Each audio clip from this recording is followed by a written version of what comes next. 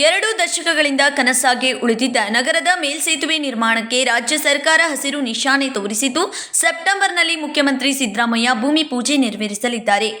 ವೇಗವಾಗಿ ಬೆಳೆಯುತ್ತಿರುವ ನಗರದಲ್ಲಿ ಸಂಚಾರ ದಟ್ಟಣೆ, ಪಾರ್ಕಿಂಗ್ ಸಮಸ್ಯೆಗೆ ಶಾಶ್ವತ ಪರಿಹಾರ ಕಲ್ಪಿಸಲು 250 ಕೋಟಿ ರೂಪಾಯಿ ವೆಚ್ಚದಲ್ಲಿ 6.8 ಕಿಲೋಮೀಟರ್ ಉದ್ದದ ಮೇಲ್ಸೇತುವೆ ನಿರ್ಮಾಣಕ್ಕೆ ರಾಜ್ಯ ಸರ್ಕಾರದ ಆರ್ಥಿಕ ಇಲಾಖೆ ಅನುಮೋದನೆ ನೀಡಿದ್ದು, ಅನುದಾನವು ಬಿಡುಗಡೆಯಾಗಿದೆ.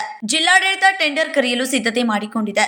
ರಾಜ್ಯ ಸರ್ಕಾರ 2025ರಿಂದ 26ನೇ ಸಾಲಿನ ಬಜೆಟ್ನಲ್ಲಿ ಘೋಷಿಸಿದಂತೆ ಮೇಲ್ಸೇತುವೆ ಯೋಜನೆಗೆ ಲೋಕೋಪಯೋಗಿ ಇಲಾಖೆ ಅನುದಾನ ನೀಡುತ್ತಿದೆ. ಬೆಂಗಳೂರು ಮೆಟ್ರೋ ಮಾದರಿಯಲ್ಲಿ ನಿರ್ಮಿಸುತ್ತಿರುವುದರಿಂದ ಭೂ ಸ್ವಾಧೀನ ಮಾಡಿಕೊಳ್ಳುತ್ತಿಲ್ಲ. ಯೋಜನೆ ಜಾರಿಗೆ ಮೊದಲ ಹಂತದಲ್ಲಿ 200 ಕೋಟಿ ರೂಪಾಯಿ ವೆಚ್ಚ ರಾಜ್ಯ ಸರ್ಕಾರವೇ ಭರಿಸಲಿದೆ. ಎರಡನೇ ಹಂತದ ಕಾಮಗಾರಿಗೆ ಕೇಂದ್ರ ಸರ್ಕಾರದಿಂದ ಅನುದಾನ ಪಡೆದುಕೊಳ್ಳಲಿದೆ.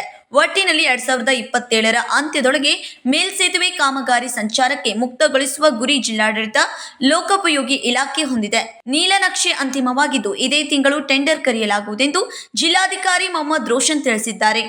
ಎಲ್ಲಿಂದ ಎಲ್ಲಿಯವರೆಗೆ ನಗರದ ಪುಣೆ ಬೆಂಗಳೂರು ರಾಷ್ಟ್ರೀಯ ಹೆದ್ದಾರಿಯಿಂದ ಅಶೋಕ ವೃತ್ತ, ಸಂಗೊಳ್ಳಿ ರಾಯಣ್ಣನ ವೃತ್ತ, ಚೆನ್ನಮ್ಮ ವೃತ್ತ, ಕಾಲೇಜು ರಸ್ತೆ, ಬೋಗಾರ್ವೆಸ್ ವರೆಗೆ 6.8 ಕಿಲೋಮೀಟರ್ ಉದ್ದದ ಮೇಲ್ಸೇತುವೆ ನಿರ್ಮಾಣವಾಗಲಿದೆ.